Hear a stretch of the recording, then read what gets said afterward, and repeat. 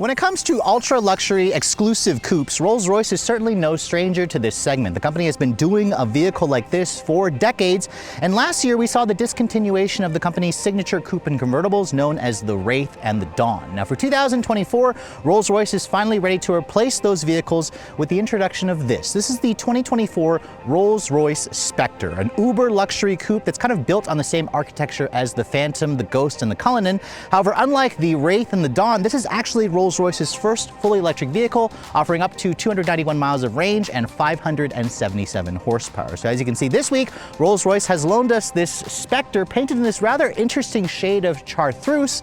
And the big question I want to answer for those of you who are looking for the ultimate EV that also delivers ultra luxury performance for a lot of money, how does the brand new Rolls-Royce Spectre stack up? Stay tuned to find out.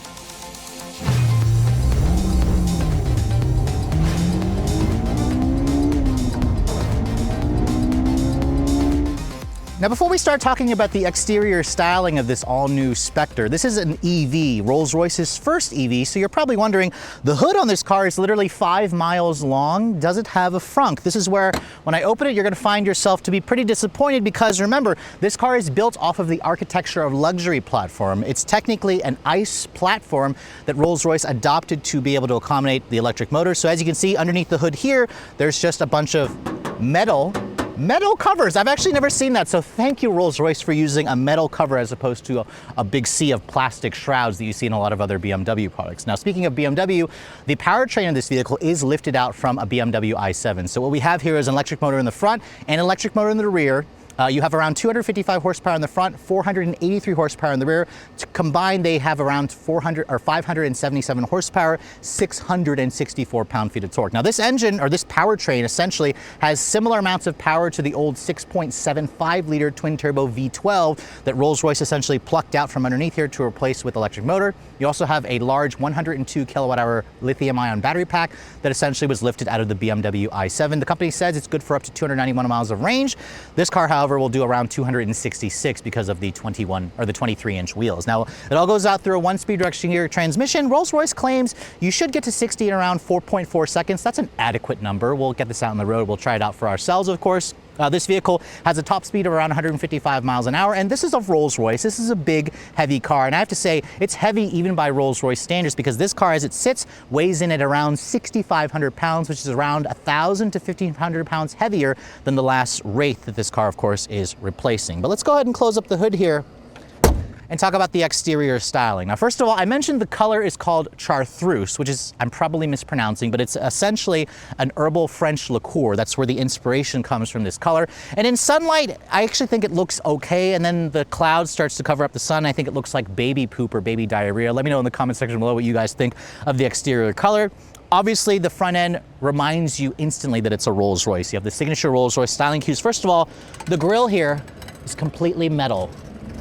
And it's their signature Palominium grill or something like Palathon. I'm probably mispronouncing it, but this is their signature grille. And as you can see, however, it's a little bit narrower and wider. It's actually the widest grille that Rolls-Royce has ever done. You have the usual Rolls-Royce badge over here. You also have their Spirit of Ecstasy badge or hood ornament, which, by the way, right now the car is on. So if I try to unlock the car or lock it, it's actually not gonna let me do it. I'll have to show you guys later what it looks like when it pops in and out, but you can see here, the sun's coming back out, so you can actually see how pretty the color can look when the sun hits. You can see the headlights. These are a new design for a lot of Rolls-Royce products. You can see it has kind of like the split design that you've seen on a BMW i7. You have full LED headlights, LED daytime running lights, of course, LED turn signals. No fog lights in the vehicle, but you can see the grille of this vehicle is actually technically closed off because you don't necessarily need the air to cool the engine because there is no engine. This is a Rolls-Royce, so it comes standard, of course, with their latest driver assistance tech. The sensors, of course, located here. You have integrated parking sensors. You have a nice front camera system. There's a full 360 camera, obviously, around this vehicle. And Rolls-Royce says this is also the most aerodynamic vehicle they've ever created with a 0.25 coefficient of drag. This is, again, going to help aid with the fuel economy with the range, with the aerodynamics. So that's something that's very important when you're considering an EV. Now, moving around the side profile of the vehicle, you can see this is where the new Spectre definitely has that signature Rolls-Royce look. I mean, first First of all, the fact that we have a brand new coupe is a wonderful thing to see. This car is huge on the outside. In fact, when you look at it in pictures and videos, it may not even look that big until you actually stand back and take a look at the dimensions. It has a wheelbase of 126.4 inches long. It has a 215 or 216 inch long overall length. So overall, this is around 8 inches longer than the Wraith it replaces. However, if you're comparing it to the old Phantom Coupe from about a decade ago, this is still around 6 inches shorter. But again, this car is about the size of a Cadillac Escalade, actually a little bit longer in terms of the overall length. Now, of course, it wouldn't be a Rolls-Royce without excessive wheels. These are a 23-inch diameter wheel and a Pirelli P0, kind of like a tire that's designed for better range and better efficiency. It's wrapped in a 255 in the front and even fatter 295 at the back. You have, of course, all independent air suspension with active rear wheel steering. That rear wheel steering really helps this car have a much smaller turning diameter, which is important, of course, when you're driving a vehicle that's this big. And of course, signature Rolls-Royce theme here, this actual center cap stays in place even when the vehicle is moving, just so everybody will know when you roll by them that this is a Rolls-Royce from their signature badge, of course. Now, looking at the rest of the profile, you can see my particular test car has this optional kind of black line going across the vehicle. I don't know how much it costs, but it is part of an option package. You can see the coach style doors on this vehicle obviously are going to, wow you as soon as you open the door. You can get into this vehicle, and also it has the automatic close and opening function. Because I was able to actually open the door, I want to show you guys, I want to come back really quick to the Spirit of Ecstasy logo. You can see this is actually made of chrome. It's actually metal, first of all. You can get it in different colors. And also, this is technically a new version of the Spirit of Ecstasy logo, because what it is, it's a little bit short, or not quite as tall, around 3.3 inches tall. It's also a little bit more aerodynamic.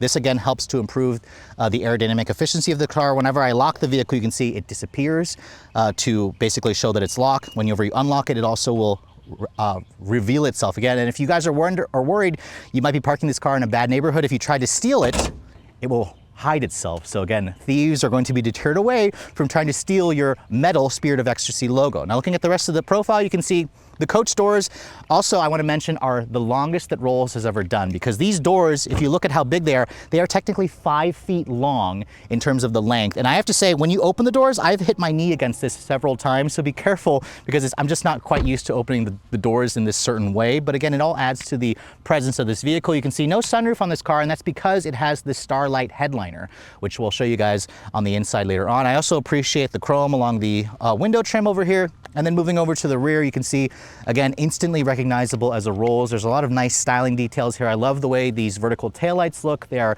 kind of a monochromatic design. You have this kind of interesting trunk lid that has kind of like a built-in duckbill spoiler. Signature Rolls-Royce badging. Of course, the badging back here is actually very subtle, which I very much appreciate. You can see the bumper here is black painted with some chrome trim, no visible exhaust. Obviously, this is a fully electric car. And in case you're wondering, where do you charge the vehicle? This is where you find the charge port door. I have to say, this is a much larger door than what you see in other Rolls-Royce models, which are powered by gas. When you open this up, surprised to see it's actually a manual door, but maybe Rolls-Royce was thinking about longevity. You can see it has the standard DC fast charging with the J1772 plug. This vehicle has an onboard 11 kilowatt charger, level 2. You can also option in a 22 kilowatt onboard level 2 charger. So if you have the 22, Rolls-Royce says you can go from basically 0 to 100% on a level 2 in around less than 8 hours. With the 11 kilowatt, it'll take around 8 to 10 hours. And this vehicle will also DC fast charge at a maximum of 195 kilowatts, or go from 10 to 80% in about 34 minutes. So that time is pretty average. But again, I'm going to assume that people who drive and can afford this car probably won't ever go to a level 3 charger, because most Rolls-Royce owners are going to be charging at home. Like I said, this model will do up to 266 miles of range on a full charge. Now, looking at the cargo capacity, you can see this is, of course, a big luxury coupe, and you have around 13.4 cubic feet of storage space. You can see the seats, they don't fold down in any manner, but you can see the carpeting back here is just incredibly plush. You have really nicely finished area here with metal accents. If you look underneath here, there's also a nice underfloor storage with the mobile charger that the car comes with. That's just the standard level 1. You can also see, this actually surprised me, this is actually magnetic. This is a small little detailer just to let you know that Rolls-Royce was thinking about that, so it holds it up. And then also, when you go to close the trunk, you can see there's the button to close the trunk. But if you look closely, that's not just any old car. That's the silhouette of a Rolls-Royce Phantom. So again, nice little details here to remind you just how expensive and exclusive this car is when you're driving it. So once you get past the exterior styling of this car, which by the way, this thing literally turns heads everywhere you take it, you're gonna be spending most of your time on the inside of your Rolls-Royce Spectre. So I thought I'd show you guys some more detailed viewings, of course, on the technology, on the luxury. First of all, this color combination, I have to say the chartreuse on the outside is kind of carried over into this two-tone black leather interior with the contrast stitching, the actual chartreuse color accents that you see. You also have the Rolls-Royce, of course, embossed in the actual head restraints. These leather seats are also incredibly plush and supple, which it better be considering the price of this car. These seats are also heated and ventilated and offer massaging function, which of course is what you expect. They adjust, I believe, in like 14 or 18 different ways. I can't remember off the top of my head, but again, it gives you all that customization you're looking for in a vehicle like this when you're spending this kind of money. Now, first of all, getting inside the vehicle, it has a pretty low step-in height, which again, it's a luxury coupe, so you kind of expect that. And then when you want to get in, you probably notice the door is so darn far. I can't be bothered to reach over here and pull this door. So I've got two options here. I can either put my foot on the brake and hold it, and you can see the door will automatically shut itself, which it also has a soft close feature. It has a nice solid sounding thunk. Or I can also simply just push this little button right here, or it's this kind of lever. I just pull that up, hold it. You can see the door will also close itself shut. So again, you can't be bothered when you're spending $500,000 to close your own doors. Now, first of all, let me show you guys the key fob. You can see here is the very bespoke key fob that you get with a Rolls-Royce. I mean, again, BMW owns this brand, but the key fob looks very, very upscale. First of all, it's metal, it's heavy, it feels really nice in your hands. I love the chartreuse leather that you find here on the back of the seat of the key that actually matches the interior. You have your usual buttons here for unlock, lock, I believe that's the panic, and that probably is the trunk open feature. So again, very, very nice looking key fob. You can really just kind of show this car off, and it reminds you how special it is the moment you first get into this vehicle. Now, starting the car up, you can see when you're in here, to start the vehicle up, you actually have to push a start-stop button, which is located over here on the driver's side. Push that, however, you can hear it has a new chime. And again, that chime is to show that this is Rolls' first electric model. I imagine all their newer Rolls models are probably going to adopt that new chime, but it really just kind of adds to the whole ambience of this vehicle. It feels modern, but it also feels old school. So I love what Rolls-Royce is doing here with the interior, because first of all, when you get into this car, it feels very much like a Rolls-Royce that you're used to, aside from the fact that it has a little bit, one extra screen. So this is the first Rolls-Royce to get a fully digital 12-inch cluster here behind the instrument panel. That cluster is slightly customizable, but again, it looks like it has traditional dials in place because that's what Rolls-Royce customers like. You can see the center stack also has a 12.3-inch touchscreen, which technically uses a version of BMW's iDrive. It's been reskinned, of course, for Rolls-Royce usage. You can see this is also a touchscreen. It's a nice size touchscreen. I actually appreciate the fact that it's not huge and overwhelming, and it also includes wireless Apple CarPlay, which, as you can see, it takes up almost the entire screen. The last Rolls-Royce that I drove, which was a Ghost 3 years ago, it stopped right there at the 3/4 mark, and that's because it had iDrive 7. This is technically a reskinned version of iDrive 8, which is a huge improvement. Now, in terms of the material quality, of course, this is a hand-built $500,000 car, so you expect the interior to be nice, and I have to say, it is really, really nice. First of all, the door panel is covered, of course, in actual leather with actual exposed stitching. You have real metal for the, door pulls, for the speaker covers, for the bespoke audio system, for the door release handles, of course. The window controls are also metal accented. They feel really high quality and expensive. All the buttons and knobs, they just have a tactile, high quality feel to it that you expect from a vehicle that has the Rolls-Royce badge. You can see the steering wheel also is pretty much the standard Rolls-Royce wheel. In fact, if you look on the steering wheel, they even went so far as to kind of hide the seam for where the leather, typically there's a lot of cross stitching here, but it's been hidden and also kind of put out of the way, and it really feels nice and smooth. The leather has a really nice high quality feel to it, which I love. You have actual metal on the actual steering wheel airbag for the buttons and for the leather covered airbag cover. You can see the wheel itself is a power tilt telescoping mechanism. No paddle shifters, of course. It's a Rolls-Royce. You're not going to need that for engine braking or whatnot. That's usually where I see that for some EVs. The horn, it sounds pretty nondescript. I actually wish the horn was a little bit louder, just to show that this is a vehicle that says, "Get the heck out of my way." The other detail I'm noticing is you can see the columns here for the transmission selector, for the windshield wipers, they're actually covered in leather. So I've never seen that before on any other vehicle, so it doesn't surprise me that Rolls-Royce, of course, would do that. This shifter, by the way, controls the 1-speed reduction gear transmission. If I put the vehicle into reverse, you can see there's your full top-down 360 camera with the same kind of quality and resolution that I've seen in a lot of modern BMWs. It even has BMW's version of their backup assistance, so it'll essentially remember how you pulled into a spot, and you can set it to actually pull you out of the spot again once you've pulled in, which is again a great feature considering how big this car can be.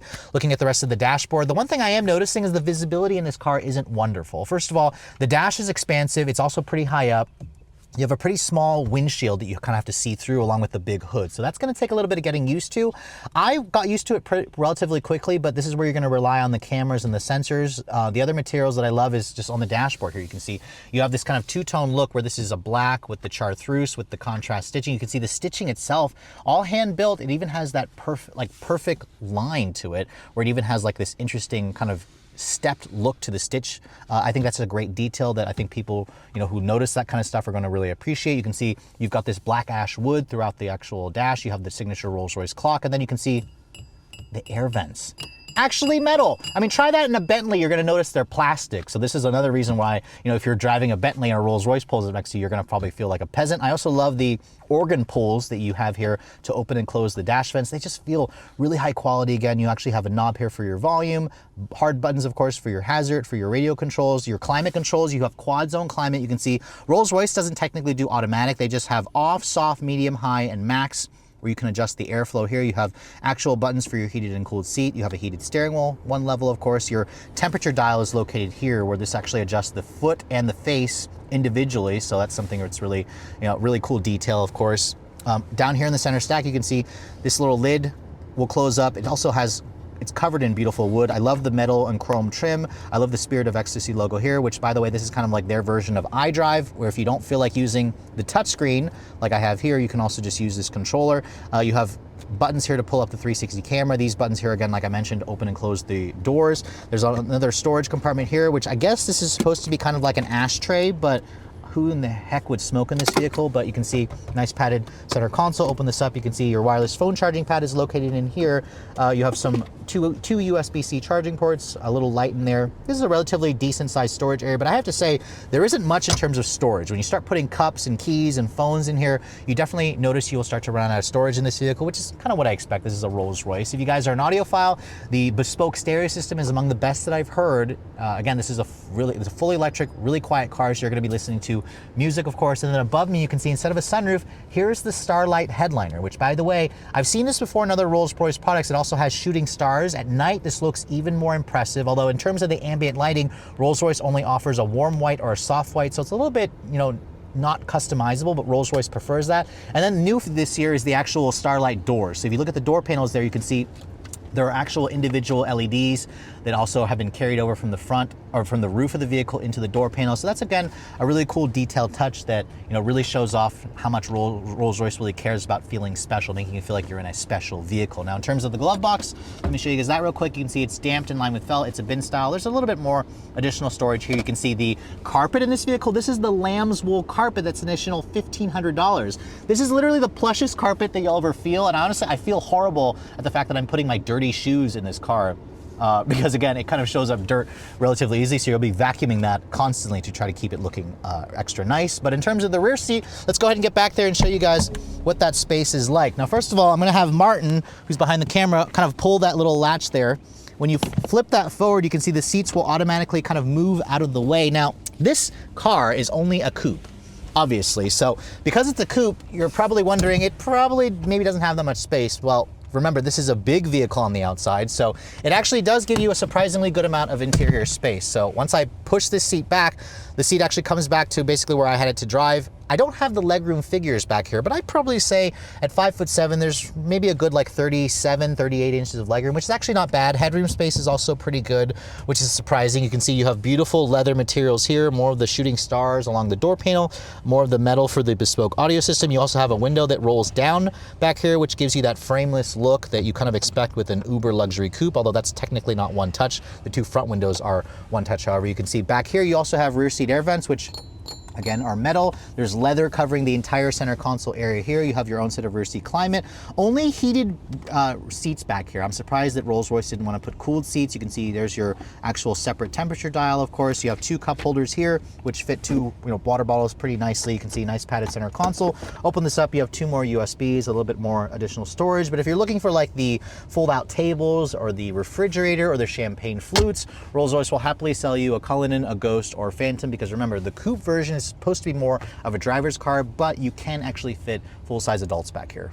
So as you guys know, I get to drive a lot of really nice cars in my line of work, but it's still very rare where I actually get a chance to spend more than just like an hour or two, at least a couple days with something like a Rolls-Royce. The last time I even had a Rolls-Royce loan was 3 years ago. It was the just new then, at the time, 2021 Ghost. And I have to say, the Spectre is a really special vehicle for Rolls because again, this vehicle essentially replaces the Wraith. Remember, Rolls-Royce is no stranger to building uber luxury, coupes. And the Spectre, besides the fact that it's a new version of their uber luxury coupe, it's also the first fully electric Rolls-Royce ever.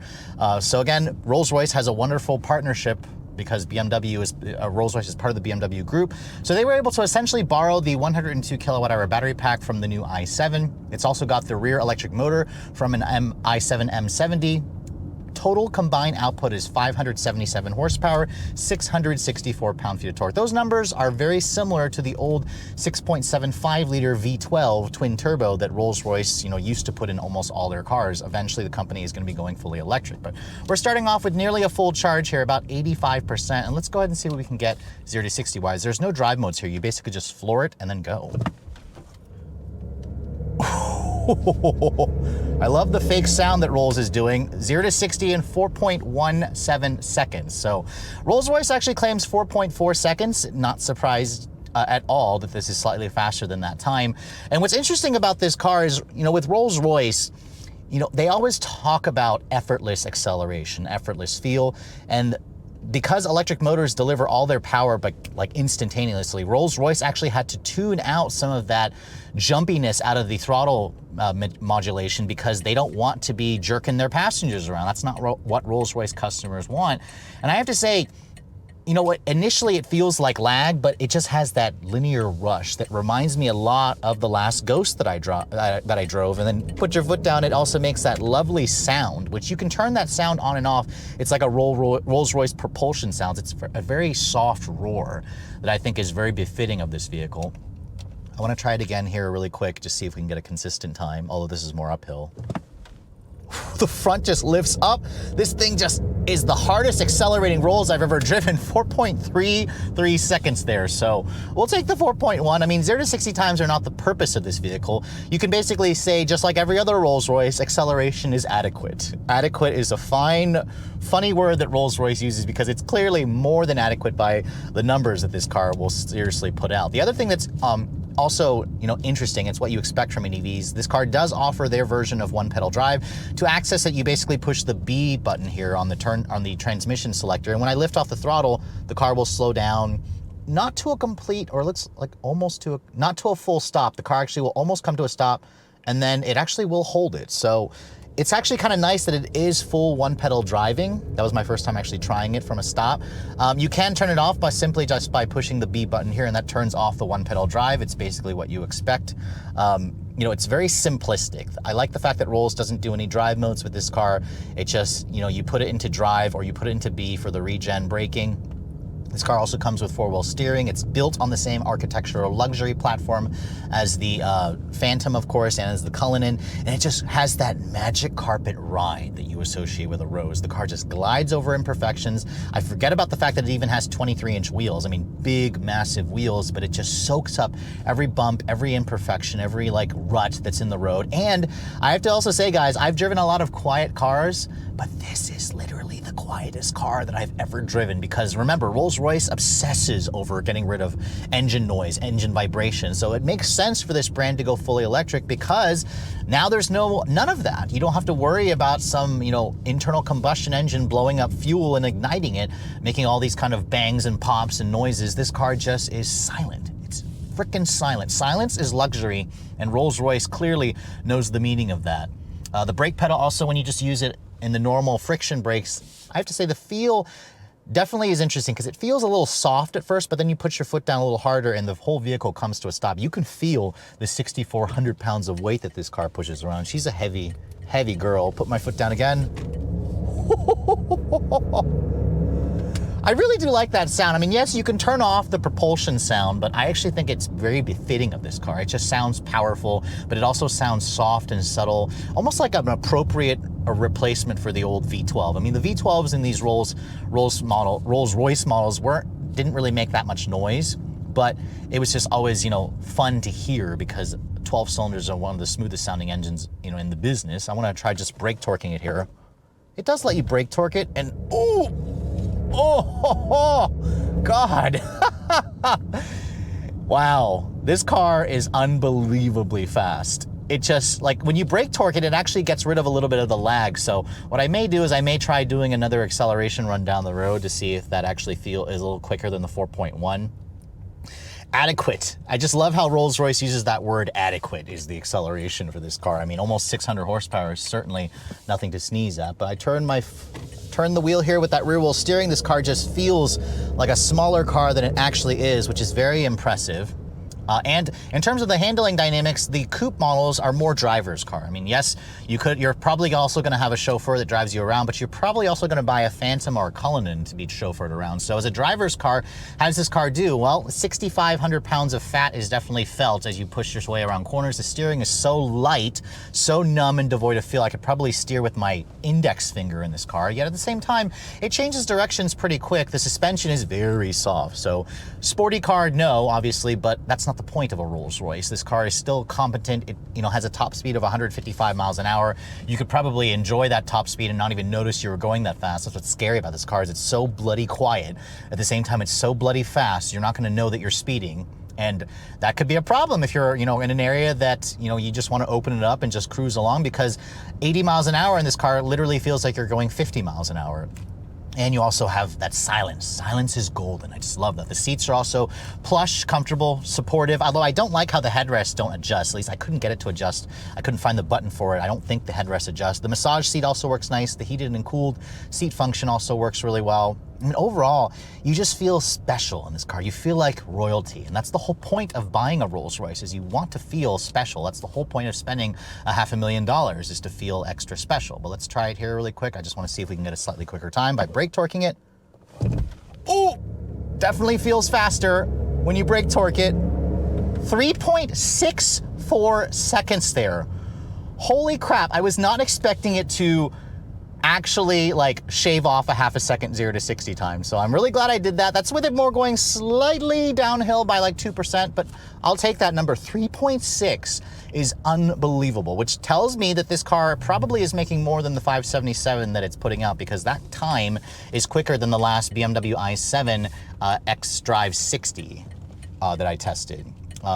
I haven't had a chance to spend a full week with the M70 version, but I really think that there's room for Rolls-Royce to do a black badge version of this car and give us the motors from the i7 M70. But let's go ahead and talk about range, because even though Rolls-Royce customers probably have at least 5 or 6 or 7 other vehicles they could drive, they probably want to know how much this car will do on a full charge. Now, 266 miles is the quoted range from the EPA because of the 23-inch wheels. You can do up to 291 if you go for the 22-inch wheels.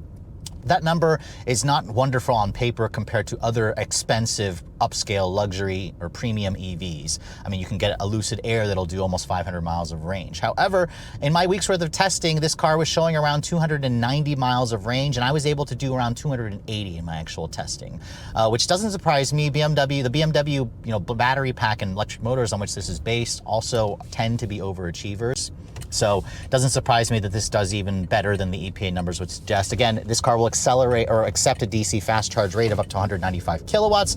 So you can go from 10 to 80% in about 34 minutes. I doubt Rolls-Royce owners are going to go to level 3 fast chargers. Most of them are going to charge at home. You're just going to drive this around town. 266 miles is plenty of range. 280 in my testing is plenty of range for most people in the real world. I mean, for all Rolls-Royce customers, I feel like, because you have other vehicles that you can drive. But overall, you know, as Rolls-Royce's new uber luxury coupe, this car excels as a Rolls-Royce, but it also does surprisingly well as an EV. I mean, could it have more range, slightly quicker charging? Yes, but I don't think Rolls-Royce customers are going to care about that. They're going to care about the fact that this car doesn't look, feel, or sound like an EV. Well, sound, it's really quiet. It has all the luxuries that you expect from a Rolls-Royce, but at the same time being completely, perfectly average in the EV space, but also quick as hell. I mean, 0 to 60 in 3.6 seconds. Wasn't expecting that, and I'm super impressed with Rolls-Royce's first EV offering, but that doesn't surprise me because, again, BMW owns Rolls-Royce, and they have wonderful electric motors and electric batteries to choose from. So overall, this car is pretty much the epitome of what you expect from something that costs $500,000 from Rolls-Royce. So I have to say, guys, in my line of work, I really do get to spend time with a lot of special cars, and it really doesn't get much more special than a Rolls-Royce. I mean, just driving this car around for the last couple of days really makes you feel like a wealthy celebrity or royalty. And of course, I forgot to mention this earlier, it wouldn't be a Rolls-Royce without having the pop-out umbrellas in each of the door pockets. There's also one on the passenger side because apparently, I've never been to London, but it does rain there a lot. So that's one of the reasons why they do offer, of course, the pop-out umbrellas, because again, that's that signature Rolls-Royce thing here. Now, let's go ahead and talk about my last couple of days with the Rolls-Royce Spectre. First of all, this vehicle is definitely one of the most, lust-worthy vehicles I've had in a long time. And Rolls-Royce in general will always get a lot of attention everywhere you take it. Perhaps it's the fact that this is a Rolls-Royce, but it's also the exterior color. But really, as the brand's first electric vehicle, I have to say Rolls-Royce did it right here because they wanted to make sure that this car, first of all, is a Rolls-Royce. And as you guys saw, the interior, the look, the way it drives is all Rolls-Royce. And then of course, you have the battery pack and the electric motors lifted from the BMW i7, which is not a bad place to start because as you guys saw, 0 to 60 happens in just under 4 seconds, which is again, faster versus what Rolls-Royce claims. This thing has adequate power. That's what Rolls-Royce likes to say. However, it's definitely among the quicker EVs, not as fast, of course, as something like a Model S Plaid or a Lucid Air, but you don't necessarily buy a Rolls-Royce to get that kind of speed. Instead, you want it to be uber quiet, uber luxury, really impeccable build quality. And again, this car is the quietest and smoothest car that I've ever driven ever. So that really shows that Rolls-Royce is, was sweated that little detail. And of course, if you guys are looking to buy this vehicle, good luck, because Rolls-Royce apparently said that they were only building 2,500 for the first model year for the world. All of those are actually already sold out, and base pricing is going to be around $422,000. I know, $422,000, and that's before options. Remember, this car in general has around $115,000 worth of options because, again, it's a Rolls-Royce. You're going to pay extra for everything, and the company will essentially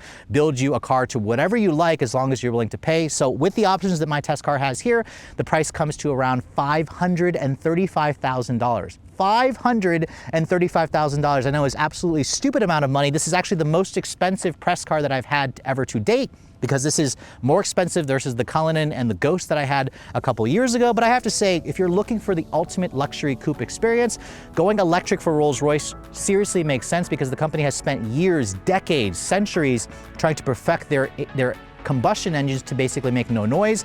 Now that they've done that, they've essentially made this the quietest and smoothest vehicle that money can buy year to date. With all that said, hope you guys have enjoyed my full overview on this 2024 Rolls-Royce Spectre. If you're also looking to see the latest cars I'm testing, be sure to follow me on Instagram at redline_reviews, like us on Facebook, and as always, guys, please keep subscribing to the Redline Reviews YouTube channel for all the latest reviews. Thank you so much for watching. I'll catch you all in the next video.